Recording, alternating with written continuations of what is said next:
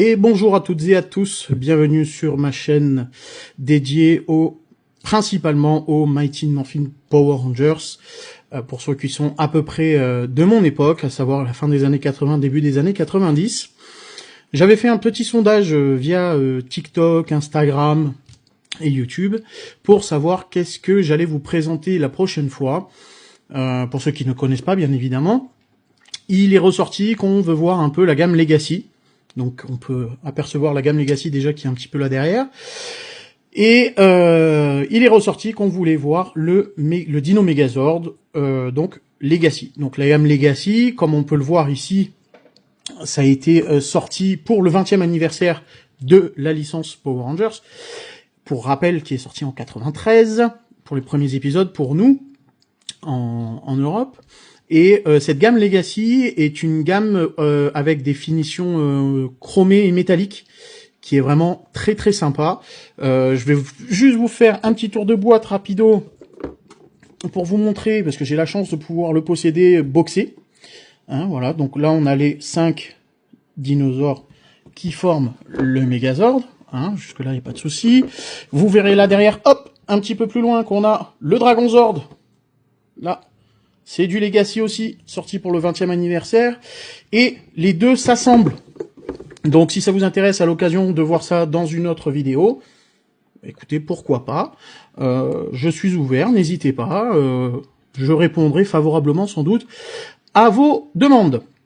Donc, petit tour de boîte. Voilà, bon, boîte qui est un petit peu abîmée, mais sans plus. Voilà, qu'est-ce qu'on a là? On a l'histoire. Le Megazord avec bien évidemment ses mensurations, qui sont forcément hors normes. À l'arrière, donc la présentation des 5 dinosaures formant le Megazord en mode canon et le Megazord terminé, entier.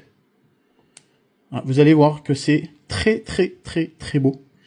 En termes de finition, vous allez voir ça. Voilà. On a le récit, les 5 adolescents déterminés sont recrutés pour protéger la Terre par notre cher Zordon que nous connaissons tous, pour combattre la méchante Rita Repulsa, alias Miss Bandora pour la version japonaise, pour ceux qui connaissent. Voilà, on se retrouve tout de suite pour le déballage. Et voilà, nous revoici. Alors il s'est écoulé quelques minutes pour moi, mais pas pour vous. Donc, voici comment se compose l'intérieur. Donc nous avons l'épée qui est vraiment très très jolie, très belle finition. On voit elle brille bien en plus, il y a du soleil aujourd'hui. Voilà. Vraiment très jolie, je sais pas si vous allez voir le focus, regardez. Hop. Elle est vraiment très très jolie. Ensuite, de ce côté-là, on a le bouclier, on a la tête du mastodon. Donc comme pour les versions DX, hein, pour la plupart du temps, c'est toujours la petite accroche derrière, après qui va dans la main. Mais regardez-moi ces finitions, c'est vraiment extrêmement joli. Regardez-moi ça. Puis vous pouvez y aller, il n'y a rien qui bouge. Hein. C'est vraiment très très beau. On va mettre ça de côté pour le moment. Qu'est-ce qu'on a encore là dans le bas du carton? On continue les accessoires avant de passer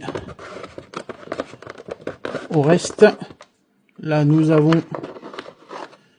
les petits canons qui vont, une fois le Megazord monté, dans le dos. Voilà. Hop. Et nous avons le Megazord ici, qui est dans cette position, dans cet emballage comme ça. Il n'est pas comme la version Deluxe où on retrouve chaque dinosaure séparé. Là, non. Là, il est vraiment, entre guillemets, d'un seul bloc. Donc ce que je vous propose, c'est je vais tout redémonter, on va observer chaque Zord, et ensuite on fera le montage. Allez, on se revoit tout de suite. Et voici. Donc, on va partir sur le mastodon. Qu'est-ce qu'on peut dire dessus? Déjà, vous pouvez remarquer que les autocollants sont vraiment de très très bonnes finitions comparées à ce qu'on a connu. Alors aujourd'hui, sur beaucoup, notamment sur le l'Astro Megazord qu'a sorti Hasbro, on est sur de la peinture et plus sur des autocollants. Ce qui n'est pas plus mal, au moins ça évite le mauvais vieillissement des autocollants ou quoi que ce soit.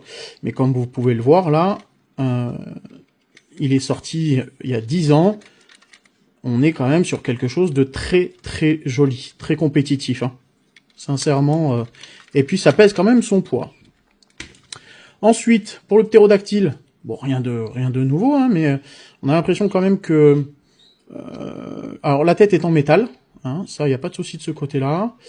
Les ailes, on est toujours sur du plastique, là on est sur du plastique, on a quand même quelques finitions métal, mais j'aime bien ce côté brillant, là, ça fait quali. On voit qu'on n'est pas sur du simple jouet, on voit qu'on est vraiment sur quand même de la collection pure et dure. On n'est pas vraiment sur un jouet. Donc voilà pour le ptérodactyle avec ses petits canons.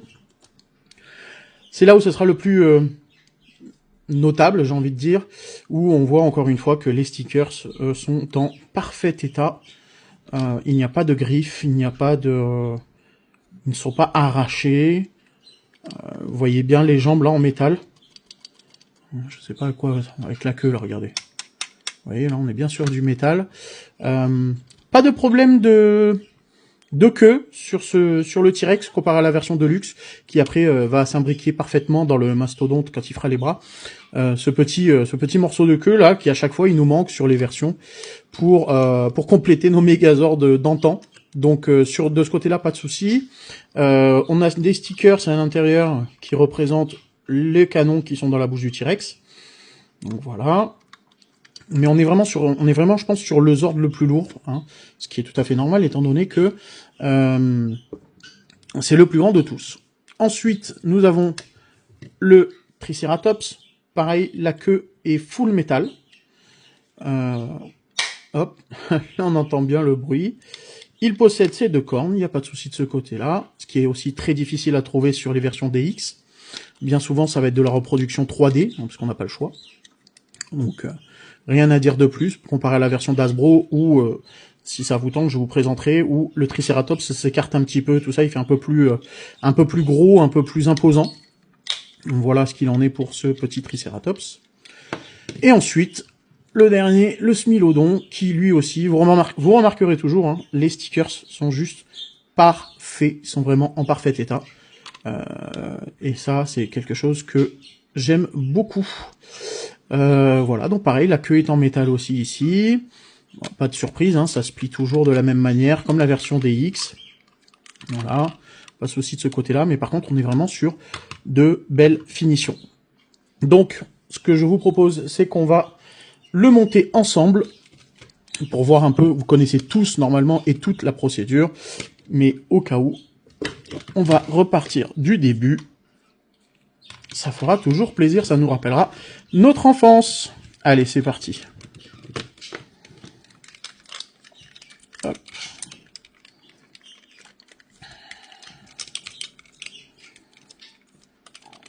Donc on commence par le mastodon, on va le préparer à se mettre en mode tank. Hop. On va prendre notre T-Rex.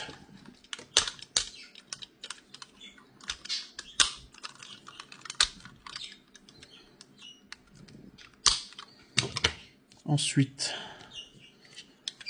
notre petit Triceratops qui fait la jambe gauche, je le rappelle, car beaucoup, je vois beaucoup se trompent en montant leur Megazord. Hop. Le Smilodon. Voilà. On va placer. Alors, il pèse son poids, hein. Sincèrement, il pèse bien son poids.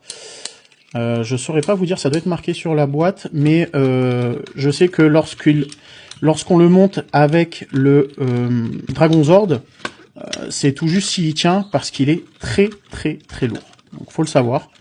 Pour ceux qui veulent l'acquérir ou quoi que ce soit, attention, il vous faut beaucoup de place, parce qu'il prend de la place, mais il faut surtout prévoir le poids.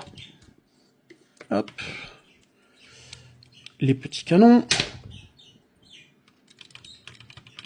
Hop. Hop. On va mettre la tête du mammouth à sa place. Et le ptérodactyle, normalement, devrait se placer à l'arrière, sans souci. Voilà. Voilà à quoi il ressemble en mode tank. Il est juste magnifique, mais imaginez-vous la place qu'il vous faut si vous souhaitez le mettre comme ça. C'est juste pas faisable, c'est pas possible. Humainement, c'est pas possible. Là, il vous faut beaucoup de place. Donc, moi, je l'avais exposé, et puis j'ai opté de le remettre dans sa boîte pour le préserver, parce que c'est tellement une très belle pièce que je préfère le conserver en bon état. Donc voilà, on a vu en mode tank. On va finir de le monter. Hop. Voilà. Hop. On va enlever ici. Normalement, vous connaissez par cœur, hein, si vous êtes comme moi, normalement, vous connaissez la transformation par cœur. Alors, vous allez voir qu'une fois monté, vous voyez là, le poids, voilà, ça, c'est à prendre en compte parce que il est quand même relativement lourd. Donc, il est très beau, mais il est très lourd. Donc, il faut le savoir. Donc, comme je vous le disais, j'ai dû m'arrêter quelques minutes pour un petit réglage personnel. Donc, comme je vous le disais, à ne pas négliger son poids. Il est quand même très lourd. J'insiste beaucoup, parce que si certains d'entre vous veulent se le procurer ou quoi que ce soit, alors, il faut savoir qu'il est très cher. Je ne sais pas pourquoi il est monté autant. Peut-être du fait de sa rareté. Mais si vous avez l'occasion de le trouver, franchement, sautez sur l'occasion parce que c'est une très belle pièce. Donc vous voyez, la queue s'emboîte parfaitement à l'arrière et puis on n'a pas de souci, ça ne bouge pas. Nous allons mettre les petits canons, comme ici. Hop. Voilà. Ensuite, vous connaissez la prochaine étape. On rentre la tête du T-Rex. Alors des fois, faut pas hésiter, hein, faut y aller. Hop.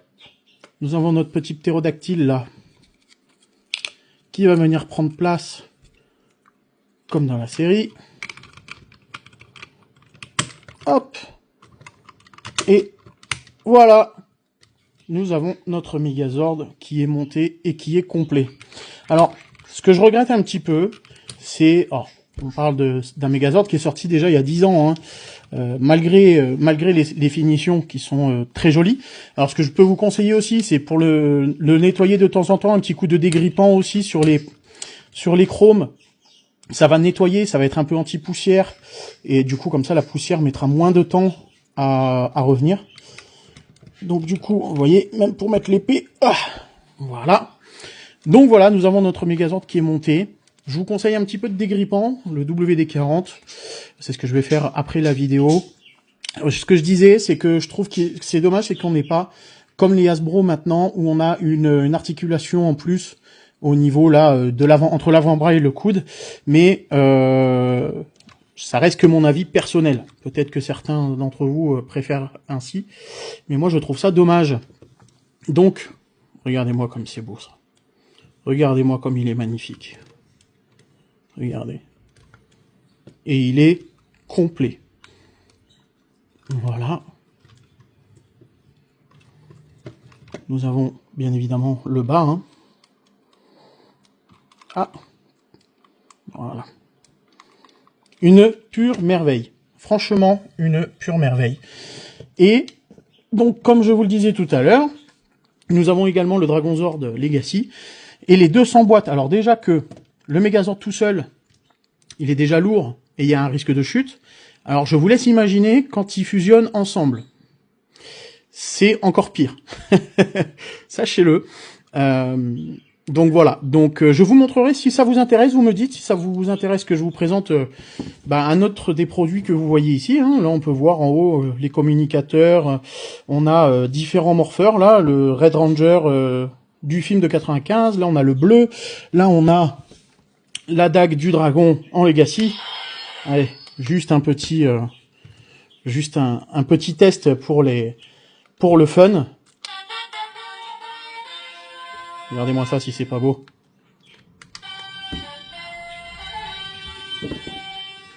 Alors celle-ci est d'occasion, hein, il y a une petite trace ici, peut-être une petite trace là aussi, mais bon, rien de méchant. Et pour tous les fans, nous avons l'opening entier. Pour ceux qui connaissent, bien évidemment, c'est donc la dague du dragon Legacy, qui est en full métal quasiment, mais c'est surtout qu'elle est plaquée or 24 carats. Enfin 24K, oui, c'est plus ou moins la même chose. Là on a le bouton de on-off. Voilà, donc si vous souhaitez faire une future vidéo, n'hésitez pas à le dire en commentaire. J'essaye dans la mesure du possible de répondre aux commentaires, de les lire dans la foulée. Voilà, donc vous avez été nombreux à me demander donc le Dino Megazord Legacy, le voici. N'hésitez pas à me faire vos retours, ce que vous avez aimé, pas aimé. Moi je le trouve très très joli, mais vous voyez, il a tendance après à basculer un peu vers l'avant. Je trouve ça un petit peu dommage. Donc après avoir en resserrant peut-être un petit peu les vis, mais on a là, pour moi, selon moi, une des plus belles pièces qui existent de cette collection. Donc j'espère que cette vidéo vous aura plu. Je vais prochainement sortir une autre vidéo. Je vous donne juste un petit teaser pour ceux qui sont restés jusqu'à la fin de la vidéo. J'ai reçu 2 petites pépites. Je vous laisse me dire en commentaire ce que vous en pensez et si vous voulez faire un petit unboxing. Et je vous montrerai ça. Je termine cette vidéo par ceci. C'est 2 pépites que je viens juste de recevoir aujourd'hui. Donc, je vous laisse là-dessus. Alors ouais, je sais, vous allez me dire les packaging. Ouais, je sais pas pourquoi. Lightning Collection a fait 2 packaging différents. Je sais qu'on a le Red Ranger Turbo que je devrais recevoir aussi, qui est dans ce packaging là. Nous avons le packaging classique de chez Hasbro que j'aime bien parce que on peut ranger dans la collection les boîtes soit d'un côté soit de l'autre. On voit tout de suite ce qu'on a comme produit et ça rentre parfaitement bien. Tandis que là, vous voyez, je sais pas s'ils nous ont fait Hasbro. S'il y en a certains ou certaines d'entre vous qui savent pourquoi ce packaging, ben n'hésitez pas à me le dire, parce que je me demande pourquoi ils ont fait ça. Donc je pense que ceux-ci feront partie des futures vidéos pour un unboxing. Donc vous me dites ce que vous en pensez, vous me dites lequel des 2 vous préféreriez voir, peut-être même les 2, parce que je pense qu'il y a largement de quoi faire pour les 2. Je vous remercie de m'avoir regardé. Je vous remercie à tous ceux qui s'abonnent, tous ceux qui me soutiennent par vos messages, par vos commentaires, que ce soit sur TikTok, sur Instagram, sur YouTube.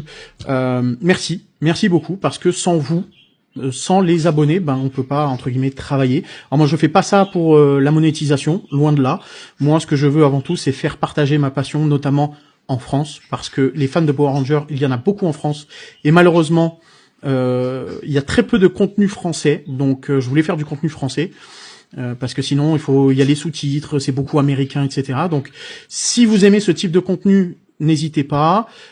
Si vous avez des suggestions ou si jamais j'ai été trop vite ou pas assez vite ou autre, si j'ai pas parlé assez audiblement, n'hésitez pas à me le dire, je corrigerai ça pour la prochaine. Tout ce que je peux vous dire, c'est abonnez-vous. Abonnez-vous, activez les notifications pour ne rien rater, que ce soit aussi bien les shorts que les vidéos de présentation comme celle-ci. Il y a TikTok, il y a Instagram, je vous mettrai les liens dans la description. De toute façon, c'est simple, c'est le même pseudo de partout, comme ça au moins vous me trouverez facilement. Et je vous remercie encore une fois de m'avoir regardé. Je vous souhaite à tous et à toutes une belle soirée, et je vous dis à la prochaine pour une prochaine vidéo.